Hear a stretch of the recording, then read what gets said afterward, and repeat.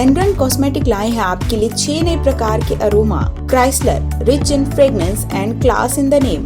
Mysterio, this fragrance brings people close. Forest, the classic wild green fragrance. Midnight, once upon a midnight dreary. उरुसा, one of the most loved fragrance. Bond Street, perfect fragrance to make a right impression at first sight. एनरन का इत्र आपको पूरे दिन खुशनुमा रखेगा। एक बार आप भी इसे जरूर इस्तेमाल करें।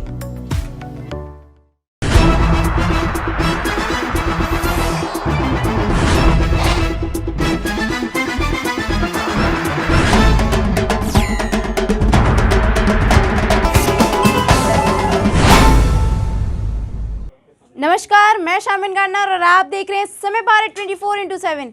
एसीई ग्रुप के ठिकानों पर आईटी की रेड। सपा अध्यक्ष अखिलेश के करीबी हैं बिल्डर अजय चौधरी।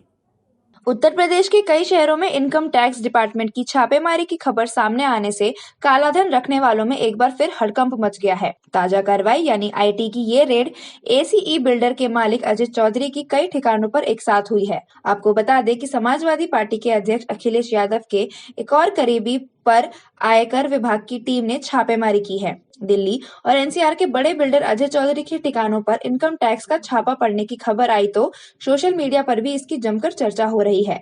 आपको बता दें कि एसीई ग्रुप के नोएडा, दिल्ली और आगरा में स्थित कई ठिकानों पर बड़े पैमाने पर आईटी की रेड डाली गई है। वहीं खबरों के मुताबिक इनकम टैक्स विभाग की कार्रवाई लगातार जारी है। कोरोना का कहर अब सरकार पर टूटा। दिल्ली के सीएम अरविंद केजरीवाल हुए कोरोना पॉजिटिव। ट्वीट कर दी जानकारी। क्या अब भी सरकार के लिए चुनाव पहले या फिर जिंदगी? सीएम अरविंद केजरीवाल हुए कोरोना पॉजिटिव। उन्होंने ट्वीट करके खुद इस बात की जानकारी दी।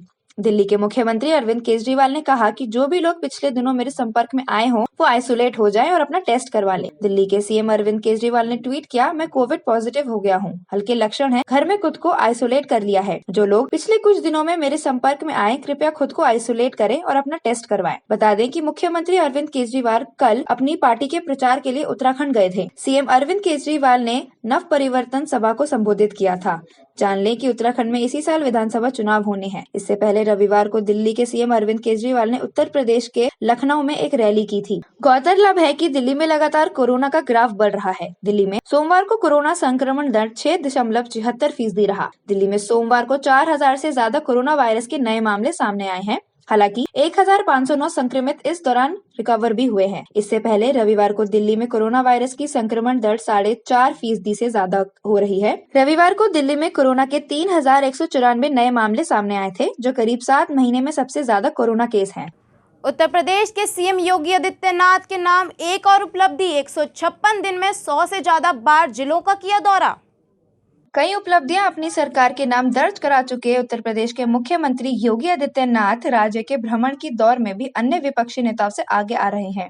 बीते 156 दिनों में उन्होंने 100 से अधिक बार जिलों का दौरा किया और शासन की योजनाओं को धरातल पर परखा। खास बात तो यह है कि जब दुनिया भर के साथ उत्तर प्रदेश में भी कोरोना वायरस संक्रमण की दूसरी लहर जानलेवा बनी हुई थी, तब भी सीएम योगी ने कोविड प्रबंधन की निगरानी करते हुए 20 दिन में 18 मंडलों के 40 जिलों का दौरा किया था। सरकारी प्रवक्ता ने दावा किया है कि मुख्यमंत्री योगी आदित्यनाथ ने चुनावी समर में जिलों के दौरे को लेकर सपा मुखिया अखिलेश यादव सहित अन्य दलों के नेताओं को पछाड़ा है। पिछले साल अगस्त से लेकर 3 जनवरी तक 156 दिनों में 100 से ज्यादा बार जिलों का दौरा कर चुके हैं। हर दौरे में शासन की योजनाओं को भौतिक स्थिति परखी, साथ ही कोरोना प्रबंधन, बाढ़ राहत और विकास कार्य सहित लाखों करोड़ों रुपए की परियोजनाओं का शिलान्यास व लोकार्पण किया। मुख्यमंत्री योगी आदित्यनाथ ने 5 माह में औसतन हर माह 20 जिलों का दौरा किया और विभिन्न कार्यक्रमों में शामिल भी हुए। दिसंबर में ही वह 23 से अधिक जिलों में पहुंचे। इससे पहले नवंबर में 17, अक्टूबर में 13, सितंबर में 32 और अगस्त में 15 जिलों में पहुंचे हैं। वहीं नए वर्ष की शुरुआत होते ही 1 जनवरी को रामपुर, 2 जनवरी को मेरठ और 3 जनवरी को लखनऊ व अमेठी के कार्यक्रमों में शामिल हुए हैं। सरकारी प्रवक्ता ने बताया कि सीएम योगी आदित्यनाथ ने पौने 5 साल में कुछ एक जिलों को छोड़ दे तो करीब हर जिले का 3 से 4 बार दौरा किया है। 2017 के पहले तत्कालीन मुख्यमंत्री विशेष मौके पर ही जिलों के दौरे पर निकले थे। इसमें भी गौतम बुद्ध नगर और अयोध्या सहित कुछ जिले ऐसे थे जिसमें तत्कालीन मुख्यमंत्री जाने से कतराते थे। नवजोत सिंह सिद्धू ने किया बड़ा चुनावी वादा। कहा सरकार बनी तो महिलाओं को हर महीने मिलेंगे 2,000 रुपए। पंजाब के भदौड़ में चुनावी जनसभा को संबोधित करते हुए प्रदेश कांग्रेस अध्यक्ष नवजोत सिंह सिद्धू ने बड़ा चुनावी वादा किया। सिद्धू ने कहा कि राज्य में कांग्रेस की सरकार आने पर घरेलू महिलाओं को 2,000 रुपए प्रति माह मिलेंगे। इसके अलावा 8 सिलेंडर प्रति वर्ष दिए जाएंगे। उन्होंने कहा कि उनके पंजाब मंडल में लोगों की सरकार लोगों की द्वार होगी। सिद्धू ने कहा यह वादे पार्टी के चुनाव घोषणा पत्र में भी शामिल होंगे। सिद्धू ने राज्य की बेटियों के लिए बड़ा ऐलान करते हुए कहा कि पंजाब में कांग्रेस की पुनः सरकार बनने पर 5वीं पास लड़की को 5,000, 10वीं पास को 15,000 रुपए, कॉलेज जाने वाली लड़कियों को 20,000 रुपए व एक टैबलेट दिया जाएगा। इसके अलावा सिद्धू ने कॉलेज जाने वाली लड़कियों को स्कूटी देने का भी ऐलान किया है। कांग्रेस कमेटी के प्रधान नवजोत सिंह सिद्धू से पहले पंडाल की एंट्री गेट पर NHM तहत कार्यरत कच्चे सेहत कर्मियों ने रोष प्रदर्शन किया। सेहत कर्मियों ने कांग्रेस पंजाब प्रधान सिद्धू व CM चन्नी के खिलाफ जमकर नारेबाजी की। यूनियन नेता कमलजीत कौर ने कहा कि पंजाब सरकार लंबे समय से अपनी मांगों को लेकर संघर्ष कर रहे कर्मचारियों की बात सुनने को तैयार नहीं है। उन्होंने कहा कि CM चन्नी व नवजोत सिंह सिद्धू लोगों को एक बार फिर झूठी बयानबाजी करके लोगों को गुमराह करके वोट बटोरना चाहते हैं। विरोध का पता चलते ही पुलिस व रैली प्रबंधकों के हाथ पांव फूल गए। उधर टिकट लेने की आस लगाए बैठे नेता भी अपने समर्थकों सहित रैली में भीड़ जुटाने में लगे रहे। हल्का विधायक पिरमल सिंह धौला ने कहा कि नवजोत सिंह सिद्धू की रैली को लेकर पार्टी वर्करों व नेताओं में बेहद उत्साह रहा। उधर विधानसभा हल्का भदौड़ में सिद्धू की रैली के सजे पंडाल के मंच पर सुरक्षा कर्मियों द्वारा सूची में नाम दर्ज न होने के चलते जिला प्रधान, कार्यकारिणी प्रधान, हल्का इंचार्ज व कांग्रेस पार्टी के प्रांतीय सीनियर नेताओं को पंडाल से बाहर निकाल दिया गया। इसके विरोध में उन्हें स्टेज के पीछे नारेबाजी करते हुए रोष प्रदर्शन किया। इस करके जवान दिना मैं कि जो मैं पंजाब मॉडल दे विच कांग्रेस वालों कहूंगा, मैनिफेस्टो कमेटी दे विचों चढ़ूगा और अगर पूरा होगा ते असीं अपनियां धीआं भैणां बेटियां नूं मोहताज नहीं बनाना। ਅਸੀਂ ਉਹਨਾਂ ਨੂੰ ਹਿੱਸੇਦਾਰ ਬਣਾਉਣਾ ਹੈ ਆਰਥਿਕ ਵਿਵਸਥਾ ਦਾ, ਉਹਨਾਂ ਨੂੰ ਭਾਗੀਦਾਰ ਬਣਾਉਣਾ ਹੈ, ਉਹਨਾਂ ਨੂੰ ਨਿਕੰਮਾ ਨਹੀਂ ਕਰਨਾ। ਫ੍ਰੀ ਦਾ 500 ਦੇ ਕੇ, ਫ੍ਰੀ ਦਾ 700 ਦੇ ਕੇ ਉਹਨਾਂ ਨੂੰ ਆਪਣੇ ਪੈਰਾਂ ਦੇ ਉੱਤੇ ਖੜੇ ਹੋ ਕੇ ਇੰਦਰਾ ਗਾਂਧੀ ਬਣਾਉਣਾ ਹੈ, ਕਲਪਨਾ ਚਾਵਲਾ ਬਣਾਉਣਾ है और प्रधानमंत्री और प्रधाना वांग खड़ा करना। कोरोना के नए वेरिएंट ओमिक्रॉन का पता लगाने वाली पहली किट ओमिश्योर को ICMR की मंजूरी, टाटा ने की है तैयार। कोरोना का नया वेरिएंट ओमिक्रॉन तेजी से फैलता जा रहा है। इस बीच भारतीय चिकित्सा अनुशासन परिषद ने बड़ा फैसला लिया है। ICMR ने ओमिक्रॉन का पता लगाने वाली पहली किट को मंजूरी दे दी है। इसे टाटा मेडिकल ने तैयार किया है। इसका नाम ओमिश्योर है। सूत्रों के मुताबिक टाटा मेडिकल मुंबई की किट को मंजूरी 30 दिसंबर को ही मिल गई थी, जिसकी जानकारी अब सामने आई है। फिलहाल तक देश में ओमिक्रॉन का पता लगाने के लिए दूसरी किट का इस्तेमाल हो रहा है। उस मल्टीप्लेक्स किट की अमेरिका की थर्मो फिशर द्वारा मार्केटिंग की जा रही है। ये kit S gene target failure strategy में ओमिक्रॉन का पता लगाती है। अब टाटा की जिस किट को मंजूरी दी गई है उसका नाम Tata MD check RT-PCR Omisure है। ओमिक्रॉन कोरोना का नया वेरिएंट है। एस डेल्टा या डेल्टा प्लस जितना घातक को नहीं माना जा रहा है, लेकिन यह उसके मुकाबले काफी तेजी से फैल रहा है। स्वास्थ्य मंत्रालय ने बताया है कि देश में ओमिक्रॉन के मामले की कुल संख्या बढ़कर 1,892 हो चुकी है। महाराष्ट्र और दिल्ली में ओमिक्रॉन के सबसे ज्यादा मामले 568 और 382 मामले हैं। ओमिक्रॉन के 1,892 मरीजों में से 766 मरीज रिकवर हो गए हैं। ओमिक्रॉन की वजह से कोरोना के मामले में भी उछाल देखने को मिल रहा है। भारत में पिछले 24 घंटों में कोरोना वायरस के 37,3709 नए मामले आए हैं। वहीं 11,007 रिकवरी हुई है और 124 लोगों की कोरोना से मौत हुई है। अमेठी में भाजपा की जन विश्वास यात्रा का हुआ समापन। CM योगी आदित्यनाथ ने जन विश्वास यात्रा के अंतिम दिन किया जनता को संबोधित।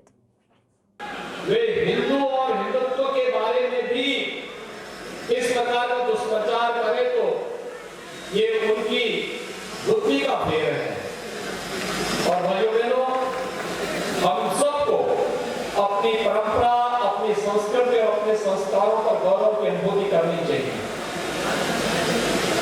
हम सबको इस बारे में विश्वास होना चाहिए कि दुर्लभम भारतीय जन्म मानुषम तत्र दुर्लभम। भारत में जन्म लेना दुर्लभ है और इसमें मनुष्य के रूप में जन्म लेने का सौभाग्य हम सबको प्राप्त हुआ है। ये हमारे लिए और भी सौभाग्यशाली है। हम अपने सौभाग्य के लिए गौरव की अनुभूति करें और मुझे लगता है हर भारतीय को इस पर गौरव की अनुभूति होनी चाहिए। हम भारतीय हैं और हिंदू हमारा सांस्कृतिक पहचान है, इस पर भी हमें गौरव की अनुभूति होनी चाहिए। लेकिन एक बात मैं आपको बताना चाहता हूं भाइयों, मैं आप सबको एक बात बताना चाहता हूं। वर्तमान में पूरी दुनिया कोरोना महामारी से त्रस्त है। कोरोना महामारी के दौरान आपने देखा होगा केंद्र सरकार प्रधानमंत्री मोदी जी के नेतृत्व में पूरा देश का प्रधानमंत्री मोदी जी मार्गदर्शन कर रहे थे। समाज के हर एक तबके के लिए योजनाओं की घोषणा कर रहे थे। प्रदेश में हमारी सरकार कार्य कर रही थी। मैं देख रहा था कि कोरोना कालखंड में भी आपकी लोकप्रिय सांसद, आपके विधायकगण, भारतीय जनता पार्टी के पदाधिकारी आपके बीच में आकर के आपकी सेवा कर रहे थे। लेकिन उस समय कांग्रेस फर्जी बस के नंबर देकर के श्रमिकों के जीवन के साथ खिलवाड़ कर रही थी। कहां से ला करके हर हॉस्पिटल में एक प्लांट स्थापित कर दिए हैं। पर्याप्त मात्रा में ऑक्सीजन प्लांट आज लग चुके हैं। क्या कर रहे थे लोग 50 वर्षों तक? विकास की सोच थी नहीं। लेकिन मैं पूछना चाहता हूं, एक पैसा पहले कहां जाता था? आपकी समझ में आया होगा। ये जो गरीबों के आज मकान पैसे से हम लोग बना दे रहे हैं, पैसा पहले भी था, लेकिन ये पैसा कहां जाता था? तो पैसा पहले चला जाता था सपा समाजवादी पार्टी के बबुआ के जो चिड़ है, तो कह ही रहे हैं ना, चुनाव आयोग से उन्होंने गुहार की है कि छापे चुनाव के बाद बनवाना। ये नोट की नोट गड्डियां जो निकल रही है, ये जेसीबी से जो नोट निकाले जा रहे हैं, आपने जेसीबी से मिट्टी निकालते हुए तो देखा होगा, लेकिन जेसीबी से नोट की गड्डियां निकलती हुई देखी है? ये नोट की गड्डियां वही निकल रही भाइयों बहनों, जो गरीबों के लिए मकान के लिए पैसा आया था पिछली सरकारों में, गरीबों के लिए अन्न के लिए जो पैसा पिछली सरकारों के लिए था, गरीबों के लिए स्वास्थ्य के लिए जो पैसा था, गरीबों के लिए अन्य योजनाओं का जो पैसा था, वही पैसा ये सब अपना बटोर करके रखे हुए थे। आज उसी पैसे को निकाल करके फिर से उसको विकास के कार्यों में हम लोग लगवाएंगे, इसलिए जेसीबी चलाई जा रही है। से भी कर रहे हैं। हमने पहले ही कहा था, जब सरकार में आए थे तभी हमने कहा था अपराध और अपराधियों के प्रति जीरो टॉलरेंस की नीति के तहत कार्य करेंगे। ये अपराधी और माफिया जो सरकारी संपत्तियों पर कब्जा करते थे, गरीबों की संपत्ति पर कब्जा करते थे, व्यापारियों की संपत्तियों पर कब्जा करते थे, शरीफ और सम्मानित लोगों की संपत्ति पर कब्जा करते थे और फिर सत्ता अधिष्ठान में बैठ करके धमकाने का कार्य भी करते थे, इन सबको पहले उठा करके जेल के अंदर ठूसने का कार्य किया गया। बाद में संपत्तियों की जांच की गई और जहां पर लगा ये अवैध है, वहां पर भाइयों बहनों बुलडोजर चलाने में भी कोई गुरेज नहीं की। भाइयों बहनों, प्रदेश सरकार का बुलडोजर जब चलता है तो उस समय समाजवादी पार्टी के बबुआ को बुरा लगता है। जब माफियाओं की संपत्ति जब्त की जाती है तो उनको बुरा लगता है। भाई और बहन को जब माफियाओं के ऊपर बुलडोजर चलाया जाता है तो दोनों को बुरा लगता है। ये सब क्यों हो रहा है? ये लोग आतंकवादियों के खिलाफ दायर मुकदमों को वापस लेते हैं। ये लोग पेशेवर अपराधियों को गले से लगाते हैं, गरीबों के लिए आने वाले पैसे को हड़प जाते हैं, विकास की योजना में डकैती डालने का कार्य करते हैं। और जब प्रदेश सरकार अपराध और अपराधियों के प्रति जीरो टॉलरेंस की नीति के तहत कार्य करती है, पेशेवर माफियाओं के द्वारा अनैतिक तरीके से अर्जित की गई संपत्ति पर बुलडोजर चलाने का काम करती है, तो इनको बुरा लगता है। आप मुझे मशहूर अभिनेता प्रेम चोपड़ा और उनकी पत्नी हुए कोरोना संक्रमित, अस्पताल में भर्ती। कोरोना ने एक बार फिर से अपना कहर बरपाना शुरू कर दिया है। बॉलीवुड इंडस्ट्री के कई बड़े सेलेब्स एक के बाद एक कोरोना की चपेट में आ रहे हैं। अब बॉलीवुड के दिग्गज एक्टर प्रेम चोपड़ा और उनकी वाइफ भी कोरोना पॉजिटिव पाए गए हैं। कोरोना संक्रमित पाए जाने के बाद उन्हें अस्पताल में भर्ती कराया गया है। प्रेम चोपड़ा और उनकी वाइफ मुंबई के लीलावती अस्पताल में एडमिट है। दोनों का इलाज डॉक्टर जलील पारकर की निगरानी में हो रहा है। जानकारी के मुताबिक प्रेम चोपड़ा और उनकी वाइफ मोनोक्लोनल एंटीबॉडी कॉकटेल ले चुके हैं और उनकी सेहत में सुधार हो रहा है। बताया जा रहा है कि 86 साल के प्रेम चोपड़ा की बॉडी ट्रीटमेंट पर काफी पॉजिटिव रिस्पांस दे रही है। सेहत में सुधार होता देखकर उम्मीद है कि 1 या 2 दिन में उन्हें हॉस्पिटल से डिस्चार्ज कर दिया जाएगा। प्रेम चोपड़ा से पहले बीते दिन बॉलीवुड के हैंडसम हंग एक्टर जॉन अब्राहम और उनकी वाइफ प्रिया के कोरोना पॉजिटिव होने की खबर आई थी। जॉन अब्राहम ने अपनी इंस्टा स्टोरी पर एक पोस्ट शेयर करके अपने और अपनी वाइफ के पॉजिटिव होने की जानकारी को साझा किया था। जॉन ने अपनी पोस्ट में लिखा था, मैं 3 दिन पहले एक शख्स से मिला था, बाद में मुझे पता चला कि उसे कोरोना है। प्रिया और मेरी रिपोर्ट पॉजिटिव आई है। हम लोग घर में क्वारंटीन हो गए हैं और किसी से भी कनेक्ट नहीं कर रहे हैं। हम दोनों को वैक्सीन लग चुकी है। हम हल्के सिम्टम्स एक्सपीरियंस कर रहे हैं। प्लीज सभी हेल्दी रहें और मास्क लगाएं। वहीं कोरोना के आंकड़े हर गुजरते दिन के साथ बढ़ रहे हैं। ऐसे में हम सभी को काफी ज्यादा सावधान रहने की जरूरत है। अलीगढ़ में धर्म संसद से पहले पूजा शकुन पांडे उर्फ साध्वी अन्नपूर्णा भारती को मिली सोशल मीडिया पर जान से मारने की धमकी। अलीगढ़ में धर्म संसद के आयोजन को लेकर तैयारियां शुरू हो गई हैं, तो वहीं इस योजना से जुड़ी साध्वी अन्नपूर्णा भारती को जान से मारने की धमकियां मिल रही हैं। हालांकि धर्म संसद को लेकर कार्ड जारी कर दिया गया है। यह धर्म संसद सनातन हिंदू सेवा संस्थान की तरफ से 22-23 जनवरी को रामलीला मैदान में आयोजित किया जा रहा है। इससे पहले औरंगाबाद स्थित सनातन भवन में अन्य कार्यक्रम आयोजित होंगे। उन्होंने कहा कि जब से धर्म संसद की है उसके बाद से व्यक्तिगत फोन पर गालियां, बदतमीजी हो रही है, लेकिन हमारा समाज चुप बैठा है। अब मैं किस समाज से गुहार लगाऊं। उन्होंने कहा कि मेरे फेसबुक मैसेंजर पर जान से मारने की धमकी दी गई है। लोगों की हिम्मत देखिए और मेरा हिंदू समाज चुप बैठा है। चाहते हैं, आपका बचाव करना चाहते हैं, आपकी पीढ़ियों का बचाव करना चाहते हैं, बहन बेटियों को बचाना चाहते हैं। समझिए, आरोपित होने का, केस दर्ज करवाने का हमें भी शौक नहीं है। दुख होता है बहुत। आज जब से हमने ये धर्म संसद की, उसके बाद से मेरे व्यक्तिगत फोन पर इस कदर गालियां हैं, बदतमीजियां हो रही हैं, लेकिन मेरा समाज चुप बैठा है।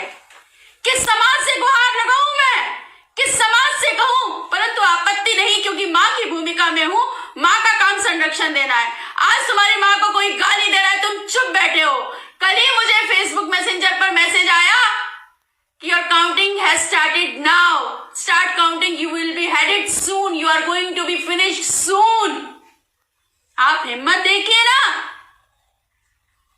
और मेरा हिंदू समाज अभी चुप बैठा है। मैं महिला नहीं हूं। रणदीप सुरजेवाला ने किया प्रधानमंत्री मोदी और सत्यपाल मलिक की बात का बड़ा खुलासा। साथ ही सरकार पर राष्ट्रीय सुरक्षा से खिलवाड़ करने का भी आरोप लगाया। भारतीय जनता पार्टी और प्रधानमंत्री नरेंद्र मोदी जी द्वारा नियुक्त किए गए राज्यपाल महोदय सत्यपाल मलिक जी और प्रधानमंत्री मोदी जी की जो बातचीत हुई, जिसका खुलासा सामने आया है, उसने पूरे देश को स्तब्ध कर दिया है। प्रधानमंत्री के अहंकार का, प्रधानमंत्री की किसान विरोधी मानसिकता का, प्रधानमंत्री की किसान और अन्नदाता विरोधी सोच का, इससे बड़ा जीता जागता ज्वलंत सबूत कोई नहीं हो सकता। मोदी जी को अब सामने आकर बताना चाहिए कि क्या उन्होंने गवर्नर सत्यपाल मलिक जी को देश के अन्नदाता किसान को अपमानित करते हुए अहंकारी तरीके से यहां तक कह डाला कि अगर किसान मरे हैं तो क्या ये भाजपा या मोदी के लिए मरे हैं? देश के अन्नदाता किसान दिल्ली की सीमा पर न्याय की गुहार लगाते हुए दम तोड़ रहे थे और मोदी जी चंद पूंजीपतियों की दुकान चलाने की बिसात बिछा रहे थे। आदरणीय मोदी जी, ऐसा अहंकार, ऐसी किसान विरोधी सोच और ऐसा किसान विरोधी रवैया जो नरेंद्र मोदी जी और अमित शाह जी का सामने आया है, यह शायद इस देश के 75 वर्ष के इतिहास में किसी प्रधानमंत्री का नहीं आया।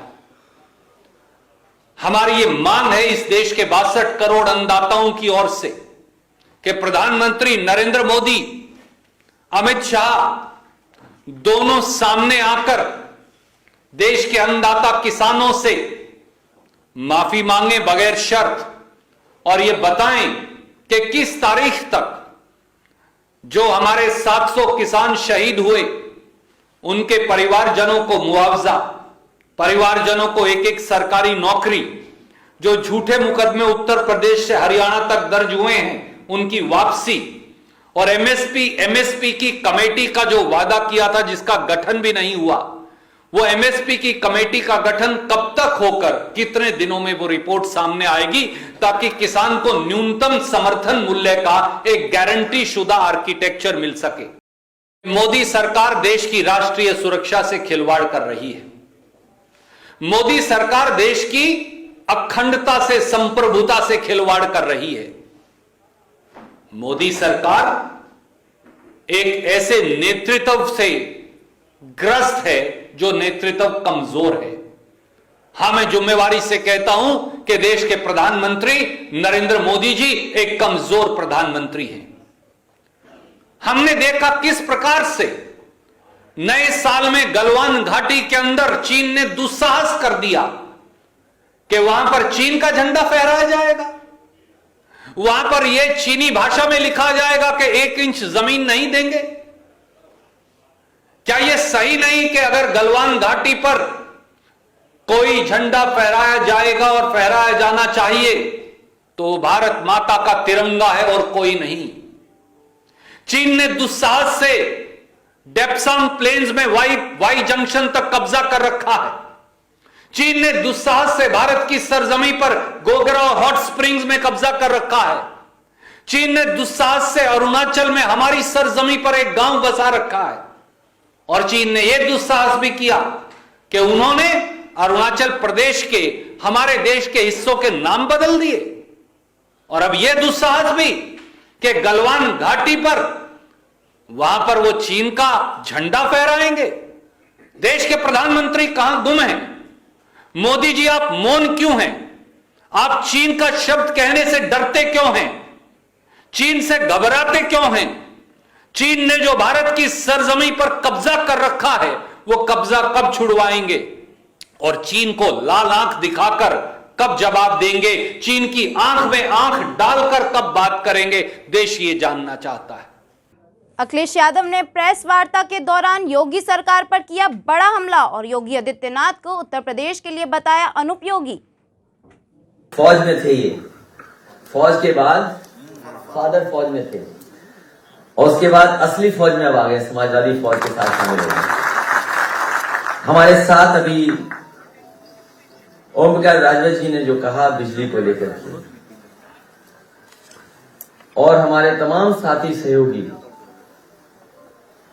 और जिस दिन से नए साल पर 300 यूनिट का फैसला समाजवादी पार्टी ने लिया कि घरेलू बिजली का बिल 300 यूनिट माफ होगा और किसानों की सिंचाई माफ होगी, नए साल पे भारतीय जनता पार्टी को सबसे ज्यादा करंट लगा।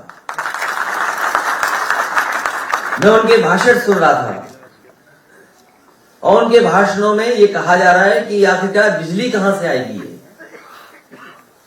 भारतीय जनता पार्टी के ना समझ बाबा मुख्यमंत्री जी, अनुपयोगी मुख्यमंत्री जी, अगर उन्होंने ठीक से काम किया होता तो आज उत्तर प्रदेश में बड़े पैमाने पर बिजली होती। हमारे उत्तर प्रदेश की गरीब जनता को, किसानों को, उद्योगपतियों को, व्यापारियों को और आम लोगों को इतना बिजली का बिल नहीं देना पड़ता जितना आज बिजली का बिल देना पड़ रहा है।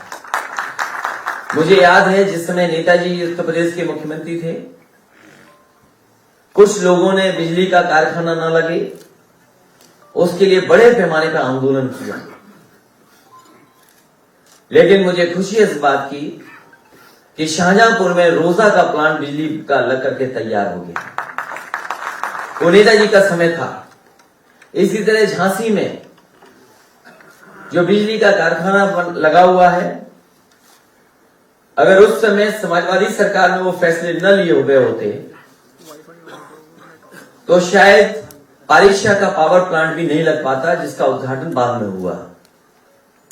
इसी तरह लैंको का एक पावर प्लांट जो सोनभद्र में लगा, अनपारा डी जो समाजवादी सरकार में पिछली बार स्वीकृत हुआ, एमओयू कर करके पुरानी सरकार चली गई, लेकिन उसके बाद जो काम होना था, सिंचाई का विभाग से पानी पहुंचना प्लांट तक, प्लांट को जमीन पूरी उपलब्ध कराना और प्लांट की वाकई उसके अलावा जो स्वीकृतियां प्रदान होती हैं उनको अगर किसी ने दिया तो समाजवादी पार्टी ने, और उसका उद्घाटन भी अगर किसी ने किया था तो नेताजी ने किया था। 3x660 super critical thermal plant जो ललितपुर में बनकर के तैयार हो गया है। उसके बाद एटा में 3x660 super critical thermal plant जो जवाहरपुर योजना के अंतर्गत लग रहा है। हमारे अनुपयोगी मुख्यमंत्री अगर ध्यान देते तो बिजली का कारखाना जल्दी बनकर के तैयार हो जाता। हरदोईगंज में 660 सुपर क्रिटिकल थर्मल प्लांट लग रहा है। पंखी में सुपर क्रिटिकल थर्मल प्लांट लग रहा है 660। निवेली लिग्नाइट का उस समय कांग्रेस की सरकार थी, जायसवाल जी भी उसके बिजली मंत्री थे, उन्होंने और मैंने मिलकर के शिलान्यास किया था, और वो भी अभी कारखाना बनकर के नहीं तैयार हुआ है। अगर वो बिजली का कारखाना बनकर के तैयार हो जाता तो आज उत्तर प्रदेश के पास बिजली पर्याप्त होती। वो बनकर के अभी तक पूरा नहीं हो पाया है। इसी तरह सोलर प्लांट के लोग करके सोलर में बिजली को बढ़ाने का काम भी समाजवादी सरकार में हुआ। मुझे याद है जिस समय फ्रांस के स्टेट हेड उद्घाटन कर रहे थे, वो अगर योजना किसी के समय की थी सोलर प्लांट की, सोलर पावर प्लांट की, तो वो समाजवादी सरकार की थी, जो मिर्जापुर में स्वीकृत होकर के प्लांट चालू हुआ था। उत्तर प्रदेश में बड़े पैमाने पे, चाहे वो ललितपुर रहा हो, महोबा रहा हो, झांसी रहा हो, जालौन रहा हो या मैनपुरी रहा हो, सोलर पावर प्लांट अगर किसी सरकार में ज्यादा लगे हैं तो समाजवादी सरकार में उन सोलर प्लांटों को लगाने का काम हुआ। हमारे बगल में बैठे हैं मांझी जी, ये उस समय हमारे सरकार में हमारे साथ थे, विधायक थे और मंत्री थे। इनकी विधानसभा में टांडा में जो एनटीपीसी का पावर प्लांट लगना था, जगह उपलब्ध नहीं हो पा रही थी, जमीन उपलब्ध नहीं हो पा रही थी। एलएनटी के बड़े बड़े अधिकारी आकर के यही निवेदन सरकार से करते थे कि अगर जमीन उपलब्ध हो जाए तो यहां पर जल्दी पावर प्लांट लग करके तैयार हो जाएगा। मुझे खुशी है इस बात की कि वहां के किसानों ने हमारा कहना माना, सरकार का कहना माना और पूरी की पूरी जमीन उपलब्ध करा दी। आज उसका परिणाम है कि वहां पर भी बिजली का बड़ा कारखाना लग करके तैयार हो गया और बड़ी कैपेसिटी का बिजली का प्लांट चल रहा है। ऐसी ही बड़ी खबरों को जानने के लिए बने रहें समय भारत 24/7 के साथ। तब तक के लिए धन्यवाद।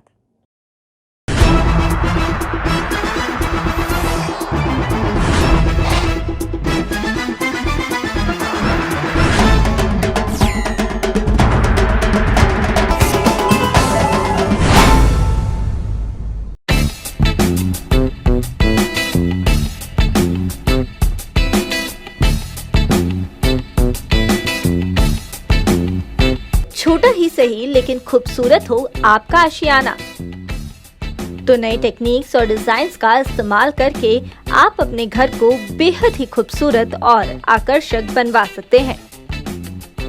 नए interior designs, attractive colour combination और एडोरेबल फर्निशिंग स्टाइल से आपके घर का living room, bedroom, kitchen, balcony देगा आपको सपने जैसे घर का लुक। आप नहीं होना चाहते हैं अपने घर से बोर, तो कांटेक्ट कीजिए 9315138474 पर या फिर 9717378629 पर। वेबसाइट है www.citywide.co.in।